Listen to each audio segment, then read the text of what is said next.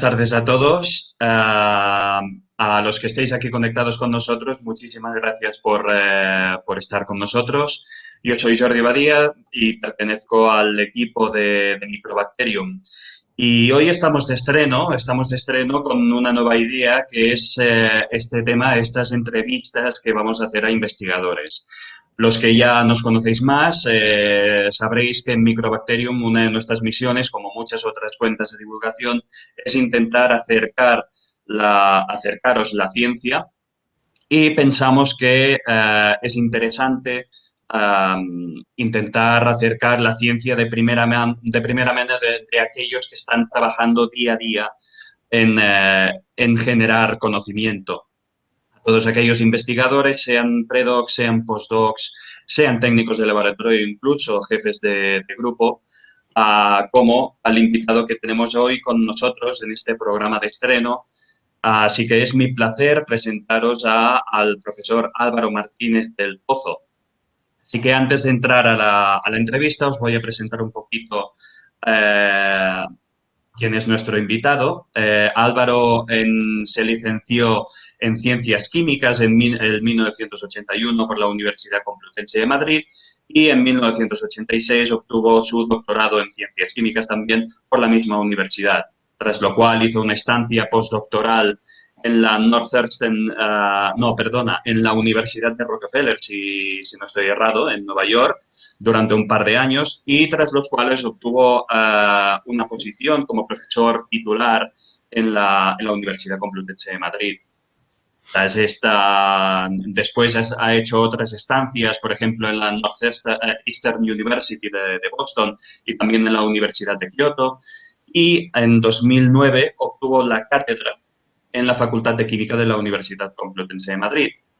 Entre otras cosas, es autor de 3 libros, ha contribuido en más de 120 artículos científicos y también su trabajo tiene un fuerte componente de divulgación científica.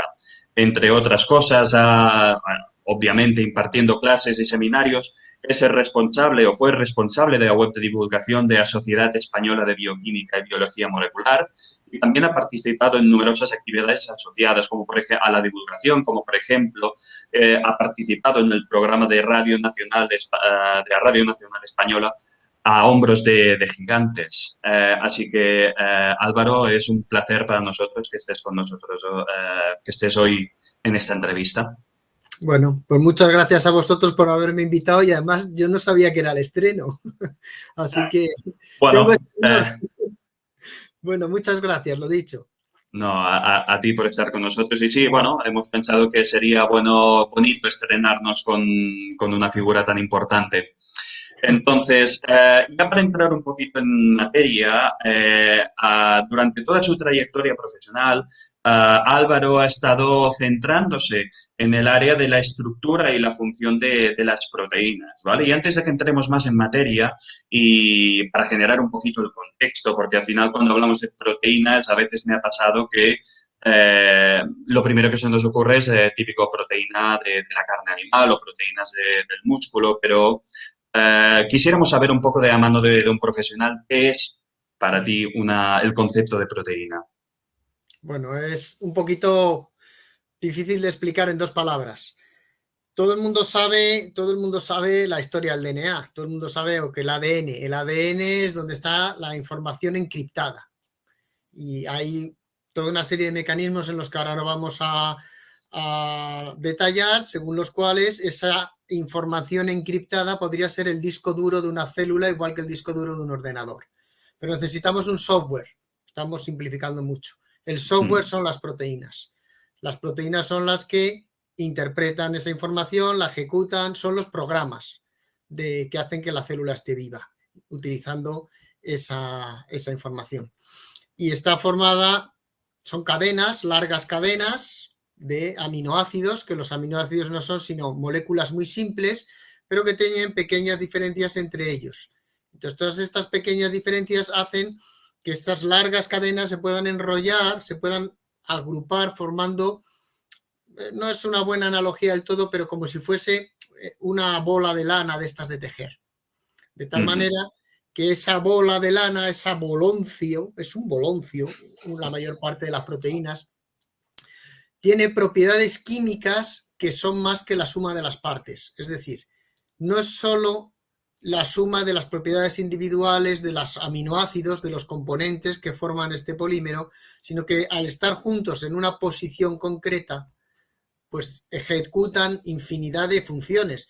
Aunque he hablado de bolas, en realidad las bolas son las proteínas solubles en agua, pero además de funciones químicas, catalíticas, son catalizadores, las famosas enzimas, tenemos proteínas que hacen muchas otras cosas como funciones estructurales, incluso pueden actuar simplemente como un mecanismo de reserva, ¿no? Los frutos secos son muy nutritivos porque tienen muchas grasas y muchas proteínas de reserva. Así que Claro. no sé si es Y una buena entonces, definición. sí, no, la verdad es que sí, muy, muy sencilla, la verdad. Y acabas de mencionar un tema de estos bolones, ¿no? Me ha parecido que al final la estructura lo es todo en una Eso proteína. es. ¿Y No hasta es qué punto? solo. Sí, eso es Sí, una. sí. Perdona que te haya interrumpido. Esta es una norma de la química. No es Ujú, simplemente una norma de las proteínas. Cualquier molécula química, su relación, existe lo que llamamos una relación estructura-función. Su estructura química, su estructura tridimensional en el espacio se relaciona directamente con las cosas que puede hacer. ujú. Las proteínas, aunque desde nuestro punto de vista macroscópico son muy pequeñas, desde el punto de vista de una molécula son enormes, hasta tal punto que durante muchos años, hasta más o menos mediados de los años 30, incluso principios de los 50 del siglo pasado, se pensaba que no podían existir moléculas tan grandes. El caso es que al ser tan grandes, esa relación estructura-función es todavía mucho más,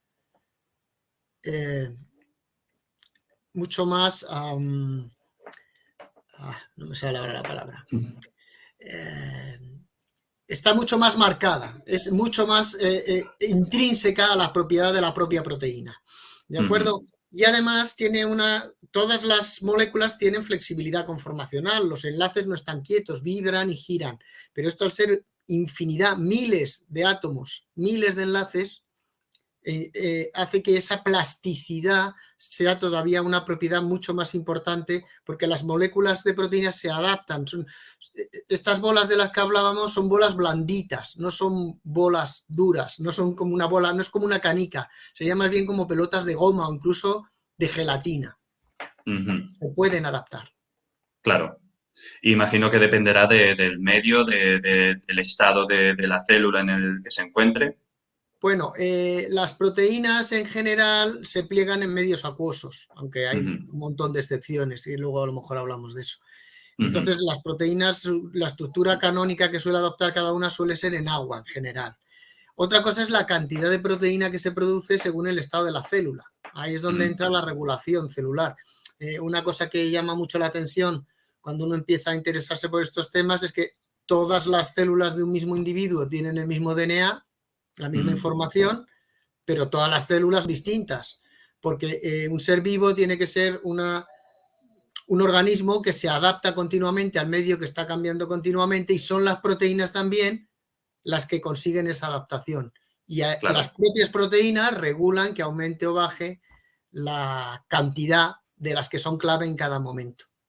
claro, claro. Y entonces, esto también a nivel de proteínas en general, pero ya entrando un poquito más en materia, más en tu área de interés, de investigación, podemos observar que no trabajas con cualquier tipo de proteína en general, sino que estás trabajando con tóxicos, estás trabajando con toxinas. Entonces, no dejan de ser proteínas, pero ¿qué les hace diferente respecto a una proteína normal y corriente? Las proteínas tóxicas tienen una característica que no es solo suya. Bueno, dos características Ujú, que no son solo suyas, pero que en este caso son extremas. La más importante desde el punto de vista de su peculiaridad es que son extremadamente resistentes. Los mm, organismos que producen proteínas tóxicas producen unas proteínas que son muy resistentes a todo. Son, entre comillas, muy difícilmente destructible, no se destruyen fácilmente. Claro, si tú quieres hacer un veneno, tú quieres hacer una toxina, tiene que ser algo contra lo que no se pueda defender fácilmente el otro organismo. Entonces, aguantan el calor, aguantan muchas cosas que no aguanta una proteína normal, vamos a decir, no tóxica. La otra característica, esta es la general de cualquier enzima, de cualquier, mejor dicho, proteína que tenga lo que llamamos una función activa, que son que unen algo para hacer algo. Esas son las proteínas activas. Las proteínas pasivas son las que están quietas, bien aguantando peso, bien dando forma, bien sirviendo de almacén. Las otras transportan, catalizan reacciones. Esa característica es la especificidad. La especificidad es el Sancta Sanctorum de la biología. Todo lo que ocurre solo con eso. Y esa especificidad química se lleva a extremos, hasta punto que todos sabemos, supongo que la audiencia que hay aquí sabe de sobra, como incluso cuando tenemos dos imágenes especulares, dependiendo de cuál sea la especificidad de las proteínas con las que interaccionan, hacen una cosa u otra, cuando simplemente se diferencian dos moléculas iguales que solo se diferencian como las manos, ¿no? Que no son superponibles, pero son idénticas. Entonces, las toxinas son muy específicas y además normalmente muy específicas de la especie a la que atacan. Tienes continuamente una evolución en la que el organismo que produce la toxina cada vez va produciendo una toxina más sofisticada que va evadiendo los mecanismos de defensa que va generando el organismo que se tiene que defender. Entonces, es una ventaja normalmente las toxinas porque son toxinas frente a ciertas cosas, solo ciertos organismos y no frente a todo. Entonces, esas son las características. Resistencia y especificidad. Entonces sería bastante limitado, ¿no? La cantidad de organismos a la que refieres, porque claro, yo ahora también personalmente me imagino una toxina de alguna planta o de algún hongo que podría ser general para cualquier especie de animal que se vaya a comer esta planta, por ejemplo. Hay distintas maneras también de ver esto. Por ejemplo, hay toxinas que son muy específicas, de las que también a lo mejor hablamos luego, porque solo atacan una estructura química muy concreta, pero resulta que esa estructura química está en todos los organismos. Entonces, sí, eso sería una molécula muy específica pero que podría atacar a todo tipo de organismo. Y luego existe también que podemos considerar la toxicidad no solo producida por el organismo, o sea, no es solo una araña que es venenosa que produce un veneno. Nosotros en nuestro sistema inmune tenemos, por ejemplo, un montón de células que lo que hacen es producir proteínas tóxicas y no solo proteínas que matan a las células invasoras. El sistema del complemento, desde este punto de vista general, se podría considerar también una proteína tóxica, ¿no? Claro. Entonces, generalizando, se podría decir que todos los organismos, según como lo quieran mirar, producen toxinas. Y entonces, una cosa que también me sorprende un poco, al final también tiene su relación en el sistema humano, ¿no? En el sistema inmunitario, por ejemplo, que es donde encontramos el complemento, como bien acabas de decir. En nosotros también poseemos mecanismos de defensa para que no nos ataque a nosotros mismos. Entonces, yo pensando, por ejemplo, en el veneno de una araña, imagino que también tendrá sus propios mecanismos para que no sea dañino para la propia araña. Eso es importantísimo. Y existen básicamente dos mecanismos también para que una proteína tóxica no sea tóxica al propio organismo que la produce, que es una cosa bastante de perogrullo. La más obvia es la compartimentación. Es decir, la toxina, la proteína no está en todos sitios, está en zonas concretas. Si hablamos de un organismo concreto, grande, macroscópico, como una araña que tú mencionabas, pues las arañas tienen sus glándulas venenosas. Las serpientes tienen sus glándulas venenosas. También a nivel celular, las proteínas están almacenadas dentro de células especializadas y esas células especializadas tienen compartimentos donde se producen las toxinas. Incluso muchas veces las toxinas se producen de una forma que ocurre mucho en proteínas, que se produce de una forma inactiva, que necesita una maduración, necesitan una modificación química para volverla activa cuando llega el momento. Es decir, el organismo no la produce necesariamente en su forma activa, pero se activa cuando, digamos, la inocula o la inyecta o lo que sea. Eso por un lado. Por otro lado, la mayor parte de las buenas toxinas, de las buenas proteínas tóxicas, actúan tienen un receptor específico. Es decir, se unen a una estructura concreta y solo a esa. Entonces, lo que suele ocurrir es que el organismo que la produce no tiene esa estructura, dependiendo cuál sea. Eso ocurre sobre todo mucho con las que nosotros usamos, que son proteínas que interaccionan con la membrana en muchos casos. Entonces, y esto sería ligado un poco a lo que acabas de decir anteriormente, ¿no? Esta especificidad de ataque, ¿no? Tiene que encontrar a esa especie que realmente tenga ese receptor expresado en la membrana. A veces el organismo, el receptor es bastante general, porque, por ejemplo, una cosa que hacen los microorganismos, bacterias, hongos, sobre todo bacterias, las bacterias patógenas les encanta producir proteínas tóxicas que lo que reconocen es bien el colesterol, bien la esfingomielina, que son dos lípidos superabundantes en las membranas de los animales, pero que no los tienen las bacterias y por tanto están a salvo de sus propios productos venenosos, digamos. Claro. Entonces el colesterol sería un buen ejemplo. Entonces, también entrando ya un poquito más en detalle, ahondando un poco en tus investigaciones, me he fijado que algunas de los tóxicos que estáis investigando, un punto en común es lo que acabas de mencionar también un poco por encima, es su método de entrada, ¿no? Al final nosotros vemos una célula, ¿vale? En biología es sabido que las células se recubren de una membrana plasmática, ¿vale? Que al final su función principal es permitir la entrada de lo que la célula necesita en ese momento y evitar la entrada a todo lo demás. Entonces, una particularidad que tienen en común las toxinas de sus investigaciones es que son capaces de encontrar modos de penetrar la membrana celular. Y nos preguntamos si podías ahondar un poquito más en cómo lo están haciendo. Bueno, la membrana es una estructura general. Todas las células tienen membrana. Pues si no, no habría célula. Y lo que sí hay es bastante diferencia en la composición de las membranas, diferencias significativas de microorganismos, de hongos, primero microorganismos eucariotas o procariotas, es decir, que tengan núcleo o que no tengan núcleo, y por supuesto entre organismos de células. Las células de organismos, a mí no me gusta decir superiores, me gusta decir más complejos, como los vertebrados, los mamíferos, incluso las plantas.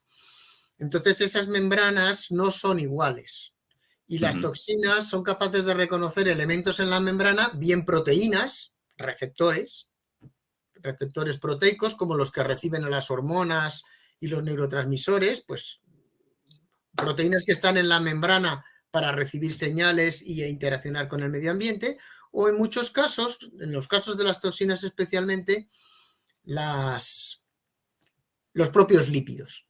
Esas son las toxinas que destruyen la membrana. El caso más obvio es el de las fosfolipasas.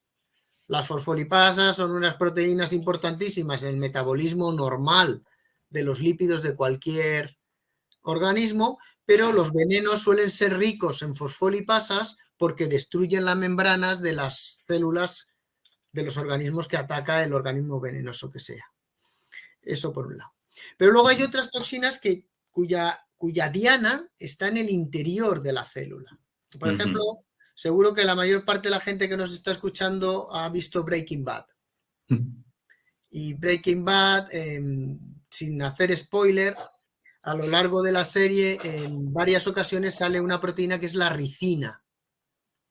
La ricina es una proteína que destruye un único enlace de los 7000 enlaces que tiene el RNA, el ARN del ribosoma. El ARN ribosomal tiene 7000 enlaces y hay uno que es clave. Si lo estropeas, el ribosoma, que es la máquina que hace las proteínas, no funciona. y si no funciona la máquina que hace las proteínas, la célula se muere. Además, como es una acción catalítica, con muy poca proteína se rompen todos los ribosomas. No hay salida. La ricina, en cambio, no es capaz de entrar en cualquier célula. Necesita un receptor.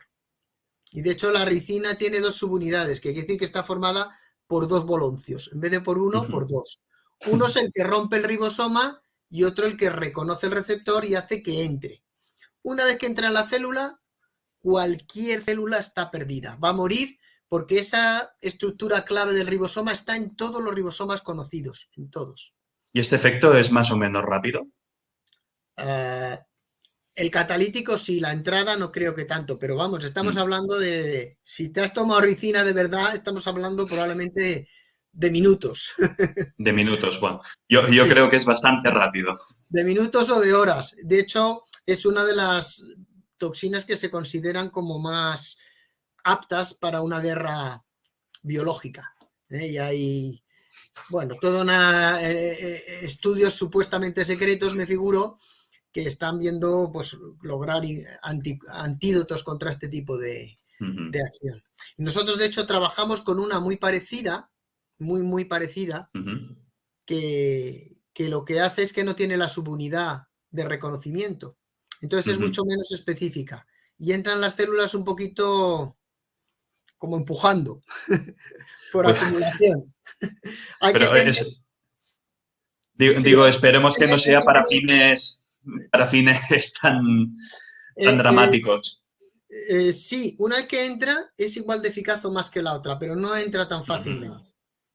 Vale. Vale. Entonces, ahora ya, bueno, mencionando un poco el tema de aplicaciones, ¿no? Sin entrar a fines de bioarmas ni nada, pero sí que, obviamente, generar todo este conocimiento pues tiene un potencial biotecnológico, es decir, el hecho de intentar aprovecharnos, por así decir, las propiedades de una proteína, como es ahora unos tóxicos, para obtener nosotros un beneficio en nuestra sociedad. Entonces, claro, antes de entrar un poco en las aplicaciones, lo que parece inverosímil, ¿no? Acabas de mencionar una potencial aplicación que sería perjudicial, ¿no? Pero para todas aquellas aplicaciones que puedan ser beneficiosas para nosotros, parece un poco inverosímil, ¿no? Que algo tan dañino puede ser a la vez beneficioso para nosotros. Entonces, ¿cómo podemos explotar una toxina para uso humano? Hombre, primero está el tema de la especificidad. Cosas que a lo mejor son inocuas para nosotros, si les damos la especificidad adecuada, pueden ser dañinas o beneficiosas. Entonces, lo que hay que hacer es primero conocer muy bien cómo actúa la toxina. Yo suelo decir muchas veces, y lo voy a decir hoy también, que nosotros practicamos el lema de si no puedes con tu enemigo, únete a él. Entonces, si esas toxinas tan terroríficas son tan peligrosas, nosotros nos unimos a ellas, estudiamos cómo funcionan y les tratamos de dar una vuelta. Claro. Por ejemplo, por poner un ejemplo, esta proteína de la que hablábamos hace un momento, la de Breaking Bad, pero la que no tiene el reconocimiento, la que no tiene la subunidad de reconocimiento, hombre, si te tomas una buena cantidad, te vas a morir. No, claro. De hecho, esta proteína se descubrió, ahora no me voy a entretener en eso, se descubrió como proteína antitumoral, porque la membrana de las células tumorales es ligeramente más ácida y entra mejor en las células tumorales. Y se ensayó con perros y a los perros se les quitaban los tumores. Lo que pasa es que se morían luego por fallo renal. Morían por la toxicidad de la proteína, porque había que dar una gran dosis. Nosotros lo que hemos hecho en el laboratorio, y lo cuento más que nada por poner un ejemplo, es hacer una proteína que no existe en la naturaleza. Hacer lo que llamamos una quimera. Entonces unimos, primero hay que identificar en células tumorales una proteína que esté en la superficie de la célula tumoral, lo que llamamos un antígeno, que sea solo de la célula tumoral. Una vez que sabes que esa proteína solo aparece en células tumorales, preparas un anticuerpo que se una a ellas. Y luego, manipulando los ADN, puedes hacer una proteína de fusión que llamamos, que por un lado es el anticuerpo y por el otro lado es la toxina. Entonces, ahora sí, a baja dosis volvemos a manejar el concepto de especificidad. El anticuerpo solo se va a unir a la proteína, a la célula tumoral que tiene ese antígeno. Y por tanto, la toxina solo va a entrar en la célula tumoral y solo va a matar a la célula tumoral. Y como es tan específico, eso lo podemos hacer a baja dosis, a dosis a las cuales no es tóxica. Claro. Aparte de que al llevar el anticuerpo, que es una molécula relativamente voluminosa, también le impide penetrar en la célula si no se une previamente, ¿no? De esta manera hemos conseguido varios diseños de lo que llamamos o se llaman inmunotoxinas. Y en modelos de ratón funciona. En Obviamente. modelos de ratón ¿Y, funciona. y en qué tipo de tumores habéis empezado a probar Tumores de estas colon. inmunotoxinas? De Tumores de colon. colon. Ujú. Colon humano. Y en ratones inmunodeprimidos, que eso también es Claro. importante porque eso hace que la vida de la inmunotoxina sea más larga, aunque empleamos una versión de la toxina que es invisible al sistema inmune, y le hemos quitado los epítopos, los antígenos o los determinantes que hacen que la reconozca el sistema inmune, y los anticuerpos también son humanizados. Entonces es más o menos invisible al sistema inmune. Claro, claro, Funciona claro. bastante bien, pero no hemos dado el paso de pasar a humanos por muchas razones, la principal, la falta de dinero. Ya. Ya, esto es un tema que también quería tocar un poquito más, más adelante, pero bueno, pero ahora estaba bastante fascinado por el tema de la inmunotoxina y yo estoy pensando ahora voy a introducir un poco el tema al final, en el tema de, en el desarrollo de un cáncer, ¿vale? Al final se acaba produciendo el fenómeno de la metástasis. Normalmente y especialmente en tumores de colon. Por Sí. ejemplo, un paciente normalmente no se acaba muriendo del tumor primario, se acaba muriendo de la metástasis. Y en este proceso, también para introducirlo un poco, es el proceso por el cual las células se escapan del tumor primario, se desplazan por el torrente sanguíneo a un órgano distante y ahí van a generar un nuevo tumor. Entonces yo estoy pensando, seguramente aún no lo habéis probado, esto debe estar en fases súper preliminares, pero ¿crees que se podría llegar a un potencial, a un potencial inmunotoxina que pueda detectar estas células cuando están circulando por el Yo creo torrente que sanguíneo? sí. Yo no soy especialista en cáncer, ¿eh? Eso ya te lo digo. Mm. Entonces, a lo mejor digo alguna tontería, creo que no, voy a procurar que no, pero si la digo pido disculpas por adelantado. Es verdad que la mayor parte de los pacientes de cáncer de colon que fallecen creo por cáncer de hígado, por las metástasis en el hígado. Ujú. En principio, eso depende del antígeno que tú hayas elegido. Claro. Nosotros hemos elegido un antígeno, tampoco por gran cosa, por distintas circunstancias, por serendipia, que es muy frecuente en cáncer de colon y muy específico de cáncer de colon, porque en realidad Ujú. es un antígeno que en condiciones normales solo se expresa en estado embrionario. Entonces, cuando se expresa en estado adulto, es que es un cáncer de colon.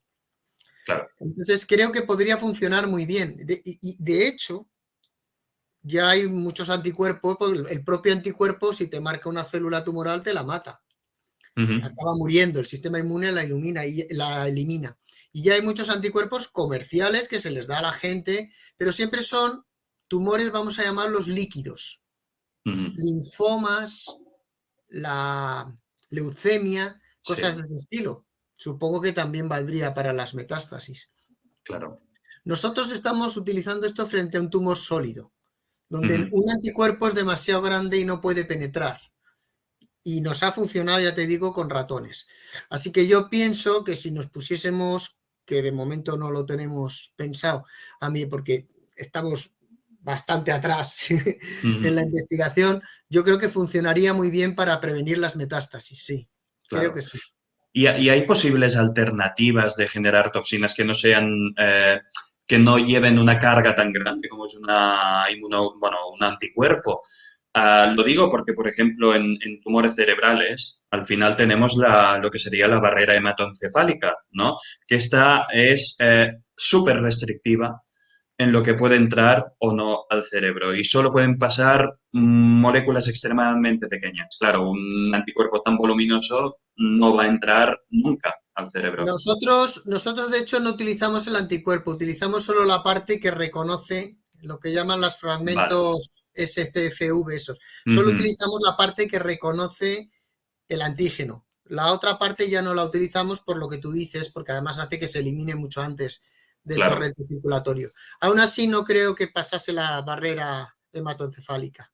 No lo creo. Habría que pincharlo directamente en el tumor. Ujú. Ya sería una alternativa. Están Sí, haciendo sí. ahora experimentos muy interesantes con virus modificados, eso sí, para Mm. quitar glioblastomas. Además lo está haciendo un español. ¿Ah, sí? Sí, Juan Fuello, lo voy a decir, que es ¿Cuál amiguete fue mío. yo? Pues Lo que pasa es que está en Houston, en la vale. Clínica Anderson, me parece, Ahora haciendo pues ese tipo de ya cosas. lo buscaremos, suena muy interesante. Hay en Barcelona también, pues tú me figuro que eres catalán, por el nombre, Tiene por el pinta, nombre. sí. En Barcelona hay también grupos muy buenos y hay uno concreto, ahora no recuerdo el nombre, que también está modificando virus y que ha colaborado con Juan Fuello. Y nosotros estuvimos colaborando con él una Mm. temporada por lo de las inmunotoxinas, Ah, para muy unir bien. la inmunotoxina al virus, pero no, Claro, eso no funcionaba bien. claro, claro. Y dentro de este campo, ya, ¿en qué punto estamos? ¿Hay alguien, algún ensayo clínico que está probando algo similar? No. Yo creo que con las inmunotoxinas no. De hecho, es que es un poco aquí especular. El problema de las inmunotoxinas es que las toxinas, precisamente por ser toxinas, son muy inmunogénicas. Ujú, Entonces, cuando tú le pinchas cualquier cosa a una persona, se desata una importante, que son proteínas, claro, es que son ujú, proteínas. Se desata una reacción importante, una reacción inmunitaria importante que elimina las toxinas. La nuestra, ya te he dicho, o ya os he dicho, es invisible al sistema inmune. mm, Pero no hemos conseguido, ¿para qué va a decir otra cosa? No hemos conseguido la financiación ujú, adecuada. Yo hubo una época en que pensaba, porque sinceramente nos salieron muy bien las cosas, que pensaba que es que no nos creían. ujú. Llevo una temporada más corta pensando que es que nos creen y que lo que no quieren es competencia. Y luego tenemos otro inconveniente muy grande a la hora de desarrollar un potencial fármaco, que es Ujú, que no hemos patentado nada. Eso es un error mío, que no ujú. se le puede echar la culpa a nadie más y además no es una distracción, es que en un momento dado pensé que no merecía la pena y creo que me he equivocado. Bueno, Así de claro lo digo. mm, bueno, pero al final también todo lleva su tiempo. Si al final tampoco se ha hecho progreso a nivel más clínico, habrá Bueno, mucho. es que el ensayo clínico requiere una gran inversión y nadie va a Ujú. invertir en un producto que no está patentado. Claro, claro, Básicamente claro. es eso lo que Sería nos el está primer pasando. paso. Mm, Claro. claro. Entonces, cambiando un poco radicalmente lo que sería el área de aplicaciones, ¿no? Hemos tocado un poco el área más de sanidad con casos de cáncer. Otras aplicaciones que nos pueden tocar muy directamente están en la industria agroalimentaria, ¿no? En el tema de los pesticidas. Es otro de los temas que están muy, muy de moda. El tema, sea pesticidas, químicos, sea también cultivos transgénicos, todo ello encaminado a la obtención de cultivos más saludables y más duraderos. Entonces, las toxinas podrían ser un potencial sustituto, un nuevo pesticida que se podría aplicar a estas plantas. Pues vamos a ver. Sí. Ya más, me haces la pregunta porque sabes que estamos trabajando en eso, claro. No, hombre, he Eh, hecho mi investigación. sí, lo traes bien preparado. Sí, la respuesta es sí. Tiene sus inconvenientes, pero volvamos a lo de la especificidad. Por ejemplo, vamos a volver a las arañas. Nosotros llevamos ya unos años tratando de producir toxinas de arañas. Las Ujú, arañas, hay excepciones, pero las arañas normalmente comen insectos. ujú. Eso para empezar. Lo segundo es que no comen cualquier insecto, son específicas de Claro, especie. depende de la araña. Entonces, si tú tienes una proteína tóxica que produce una araña, imaginemos, que solo ataca a cierto tipo de insecto, tienes un material y que, por supuesto, es totalmente inocuo a los humanos, porque es un receptor que no reconocen los humanos. Muchas de la mayor parte de las arañas, la inmensa mayoría, son totalmente inocuas para los seres humanos y son terroríficas para la presa para la que están diseñadas. Entonces, si nosotros consiguiésemos producir esas proteínas de manera controlada y espolvorearlas, como si fuese ¿cómo se dice? Como fumigar con ellas, como si fumigásemos con ellas, teóricamente tendríamos varias ventajas. La primera, la especificidad de especie. La toxina que ha evolucionado durante mucho tiempo sería totalmente inocua. Claro, esto es importante, porque al final claro, nos comemos nosotros la planta. pero no solo a los humanos, sino que si esto está bien hecho, no se provocaría la muerte de otros insectos, sino solo los que normalmente se come esa araña, digamos, por decirlo de una forma un poco simplona. Por otro lado, si es totalmente inocua para los humanos, como tú dices, no la podemos comer y además es biodegradable. O sea, incluso le añadiríamos propiedades nutritivas al cultivo, llevando esto Imagínate. y tiene el inconveniente, que ese es un inconveniente, que las proteínas en general son caras de producir, porque también al ser una toxina sería muy resistente, no se destruiría fácilmente, pero son caras de producir. Producir una proteína en su estado nativo es caro, cuesta dinero.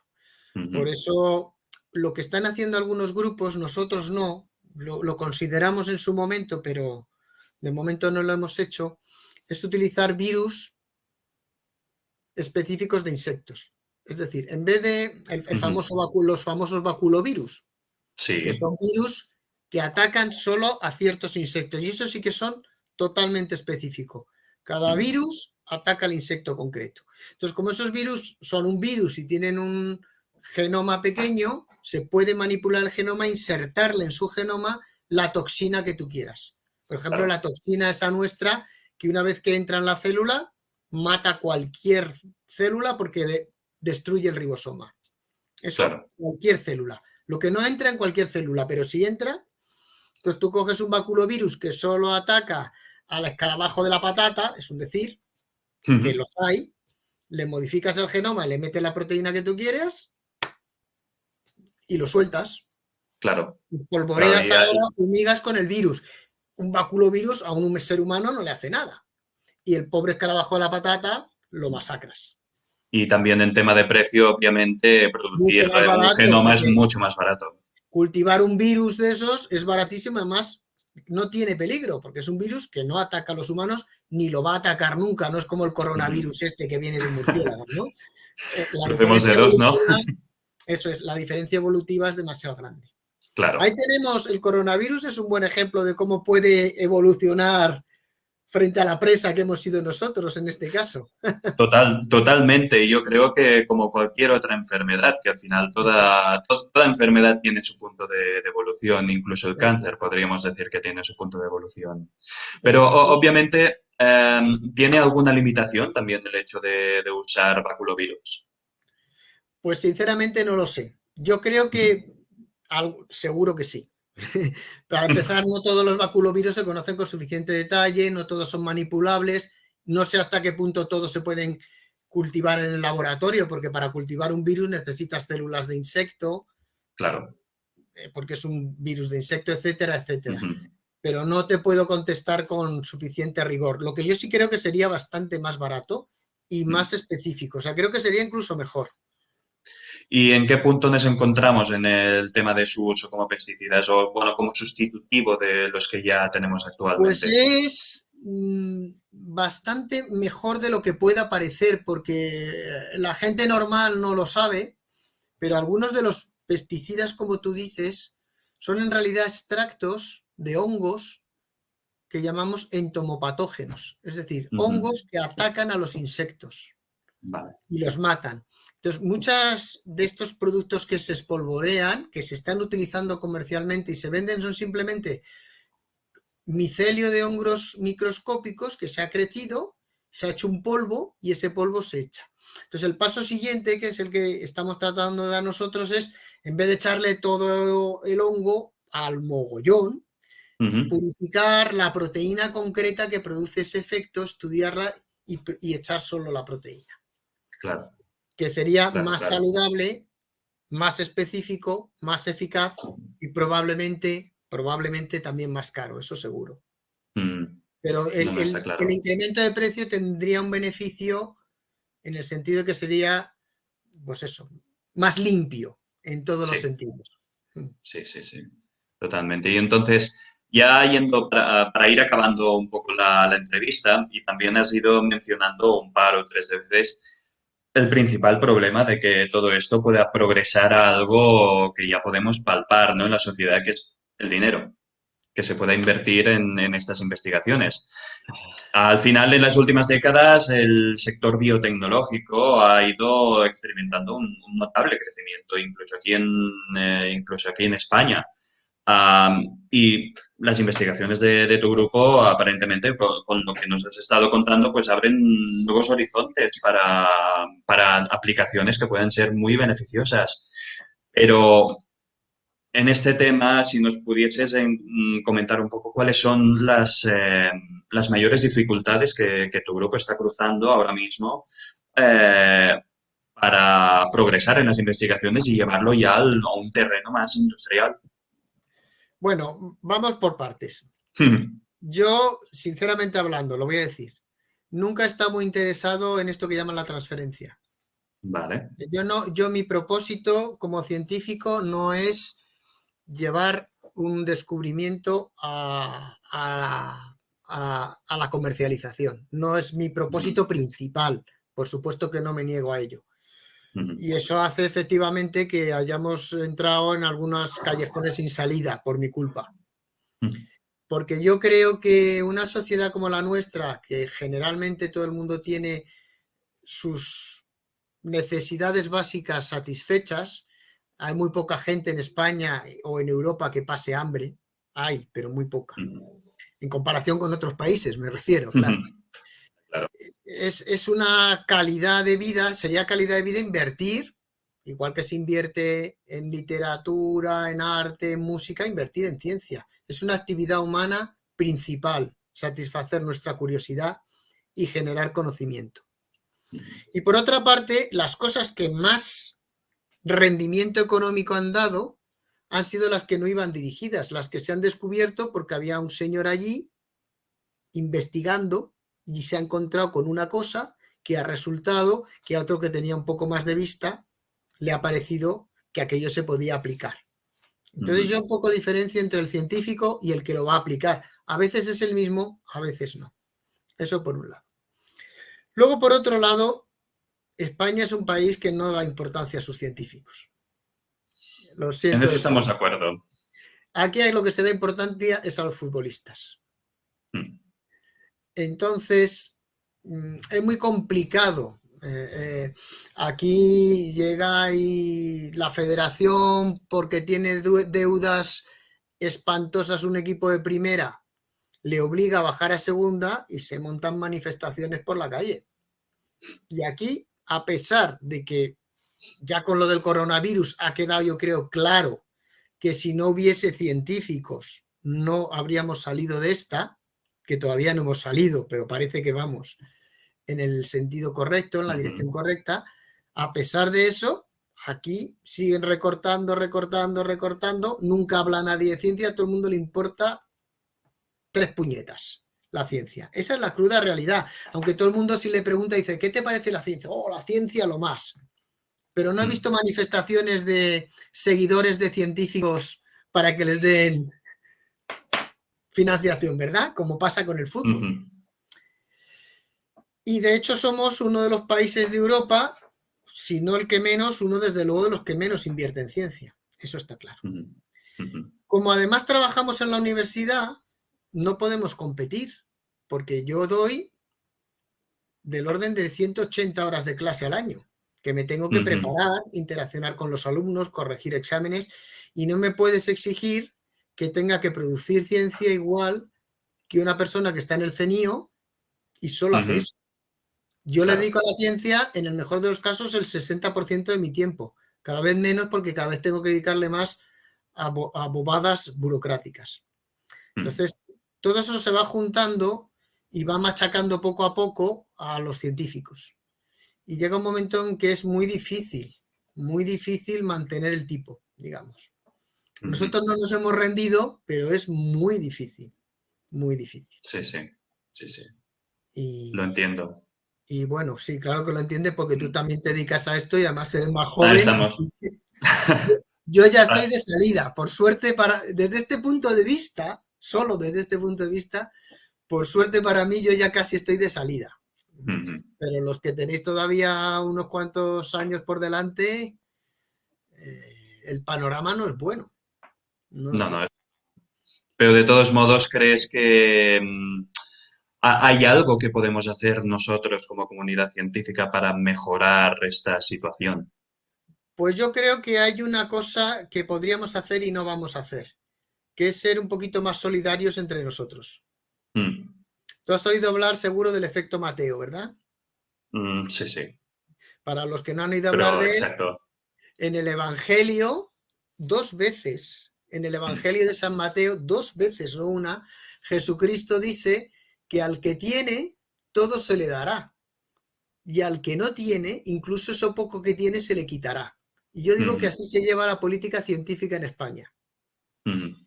porque hay Sí, sí. grupos que tienen una cantidad de dinero que no les vale para nada y que tampoco producen tanto. Si tú divides la producción por lo que cuesta cada punto de índice de impacto, Mm. habría que ver cuánto cuesta cada punto de índice de impacto, ¿no? Entonces habría que buscar un equilibrio. Por supuesto, hay grupos muy buenos, muy punteros, a los que no se les puede negar nada. Yo soy el primero que piensa eso, pero Mm. creo que el poco dinero que hay se podría repartir mejor. Yo eso Mm. sí lo creo. Pero bueno, en estas Sí. estamos.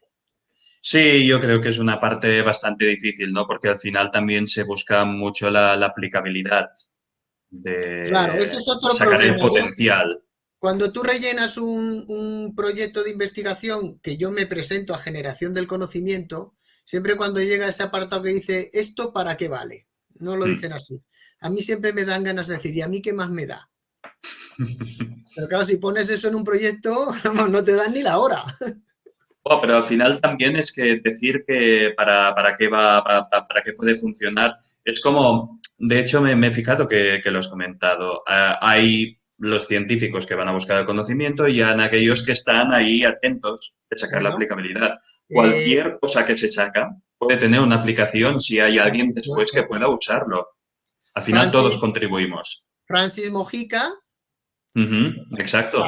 descubrió CRISPR, pero no, yo, sinceramente hablando, yo creo que le debían haber dado el premio Nobel, ¿eh? Vaya por Ah, delante. yo creo que toda comunidad científica española está a favor de que le deberían haber dado a él. Eso no se niega, pero creo que a él no se le habría ocurrido lo de CRISPR, Ujú. sinceramente hablando. Ahora le dejaron sin proyecto. Ya, Le dijeron que aquello no era importante, sí, porque era sí. conocimiento básico, puro y duro. Pues ya lo ves. La aplicación Sí, sí. CRISPR a lo mejor no se le habría ocurrido, pero si él no descubre eso, a las que no se les habría ocurrido es a las otras chicas estas, a Jennifer Doudna y a Ujú. Manuel Carpentier. Esa seguro que si no se descubre no se les habría ocurrido. Claro, claro. Entonces, pues no sé qué decir, Mm. pero bueno. Y luego, ya que estamos en Mm. la universidad, nosotros, que efectivamente damos muchas clases, cada vez hay más profesores a los que se les niega la financiación. Y entonces resulta que estamos enseñando en la universidad y si tú no investigas, ¿qué estás enseñando? Claro. ¿Qué diferencia la universidad de un colegio? Entonces sería muy barato dar a todos los profesores de universidad una financiación mínima y exigir un mínimo. Yo no digo Ujú. regalar, pero la mayor parte estamos acostumbrados a trabajar con muy poco dinero. Porque el problema, ya que estamos con este tema, es que si no tienes un proyecto, aunque sea de muy poco dinero, no tienes becario. Claro. Sí, sí. ni lo puedes conseguir. Si no tienes becario, no tienes tesis. Y si no tienes tesis, no hay investigación, porque estás en la universidad. Y el conocimiento que se imparte en la universidad se queda estancado. Claro, eso además, porque yo, bueno, yo sí sigo haciendo investigación, pero si tú no Mm, haces investigación, ¿qué cuentas? Si se supone que la universidad, yo soy de los que cree que la universidad tiene que estar en la cresta de la ola, ujú. pero si no te dejan, Está claro. entonces es todo bastante complicado y por desgracia yo creo que en realidad a nadie le importa, a nadie fuera de nuestra comunidad y nuestros amigos y familiares. Bueno, pero también, como has dicho, también tenemos una gran comunidad de jóvenes que aún estamos Sí, ahí para sí, intentar sí, lograr sí. ese cambio. Y dicho esto, hay una mmm, cantera muy buena. Es Ujú. decir, la gente joven, pero oye, años en el extranjero, estabilidad a los Eso es. 50, ¿eh? O sea, que eso tampoco Sí, es, o sí. sea, esto no es la ciencia. ¿Por qué tiene que ser la ciencia un trabajo tan especial? Mm. ¿Por qué para dedicarse? Yo una vez fui a una reunión de científicos y políticos y, y quise que hicieran una pregunta, pero no la hicieron. Y la pregunta era, ¿por qué para sacar una beca para dedicarse a la investigación hay que tener un 9,5? Mm. Cuando para ser diputado ni siquiera hace falta tener el bachillerato. A ver, ¿por qué? ¿Por qué los científicos tienen que ser tan excelentes y los diputados no? Pues los diputados, oye, que sean todos, no sé, por lo menos premio extraordinario de licenciatura, ¿no? A ver, ¿por qué no? Totalmente. Y Sí, por sí. otra parte, ¿por qué quedó España campeona del mundo de fútbol? Volvemos al fútbol. España quedó campeona del mundo porque hay infinidad, miles, probablemente decenas de miles de niños que juegan mal al fútbol, no que juegan bien, que juegan mal. Y si tú tienes 10.000 niños que juegan mal, de vez en cuando, ¡pum!, sale uno bueno. Pues Mm. si queremos tener una ciencia buena, hay que tener una base que yo digo, una clase media, no que seamos, no vas a estar pagando unos científicos que no saben nada, pero Mm. si una clase media decente, y si tú tienes una clase media decente, te van a salir entonces los premios Nobel. Está claro. Pero si Sí, solo sí, sí, sí. financias los Ronaldos y los Messis, no vas a ganar el campeonato del mundo. Y de hecho Messi no lo ha ganado, ¿verdad? Mm. Totalmente de Messi no ha acuerdo. ganado el Sí, sí. campeonato del mundo, porque no tiene una base debajo que le Mm. sostenga. Y Claro. nosotros estamos aplicando, además del efecto Mateo, el efecto Superstar. Mm. Creo yo, creo yo. Sí. Sí, la verdad es que es un poco desolador el panorama, pero bueno, como has dicho, con todo el tema coronavirus, igual ha dado un poco más de perspectiva en la importancia que tenemos. Hombre, Queda ver a lo largo de los próximos 5 o 10 años, ver cómo esto puede evolucionar. la vacuna esta del mRNA, que todo el mundo dice que ha habido una vacuna en 8 meses, lo que nadie Mm. dice que los que pusieron a punto el tema del mRNA llevaban 20 años trabajando en eso. Ujú. Totalmente. Así que No, no, lleva eso no se toda dice. investigación. Claro, Investigación básica. claro. Investigación básica. Cambiando Totalmente. las uracilos por pseudouracilos. Tela Claro. marinera. Sí, O sí. sea que, Pues nada, yo creo que ya toca ir cerrando porque ya hemos estado un buen rato. Yo lo he pasado muy bien. Espero que hayas podido ya disfrutar está muy de bien. esta entrevista. Espero que todos aquellos que os habéis conectado la hayáis disfrutado también y bueno, nos veremos a la próxima ocasión. Eso Y es. nada, otra Muchas vez, gracias a vosotros.